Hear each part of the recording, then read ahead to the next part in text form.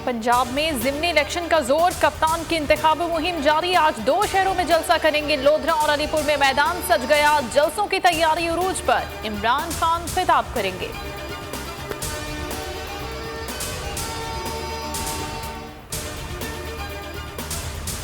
ज़िमनी election में गड़बड़ हुई तो हालात श्रीलंका जैसे हो सकते हैं। पीटीआई रहनुमा शाह महमूद की पेशगोई, कहा तमाम इदारों की जिम्मेदारी है इलेक्शन शफाफ होने दें।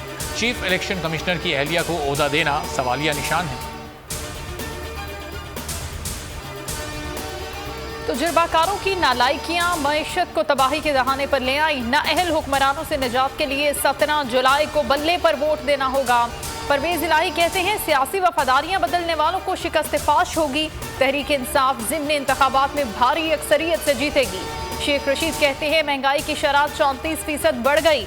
आवाम को भाषण नहीं राशन चाहिए। पंजाब में ज़िमनी इलेक्शन का नतीजा मंजरनामा बदल सकता है। नामालूम फोन नंबर से घरेलू खवातीन को धमकियां दी जा रही हैं। कौमी सियासत में एस्टेब्लिशमेंट का किरदार अहम रहा है। असद उमर की गुफ्तगू। फवाद चौधरी ने कहा ज़िमनी इलेक्शन में नून लीग आउट हो जाएगी।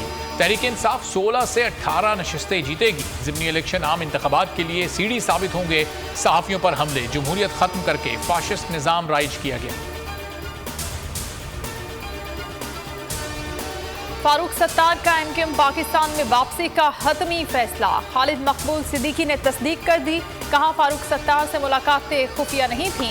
ईद के बाद फारूक सत्तार की एमकेएम पाकिस्तान में वापसी यकीनी है, मगर वो कब वापस आएंगे ये फैसला फारूक सत्तार ने खुद करना है।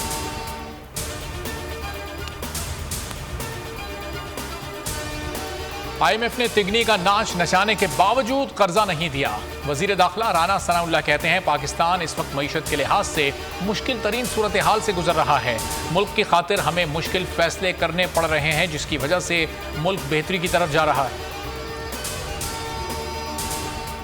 मुल्क की सियासी क़यादत सीनियर सहाफ़ी समी इब्राहिम की हम आवाज़ बन गई। इमरान खान ने कहा सहाफ़ियों को दहशतज़दा करने की कोशिश की जा रही है। फवाद चौधरी, यास्मीन राशिद, इमरान इस्माइल और अली जैदी की मसम्मत।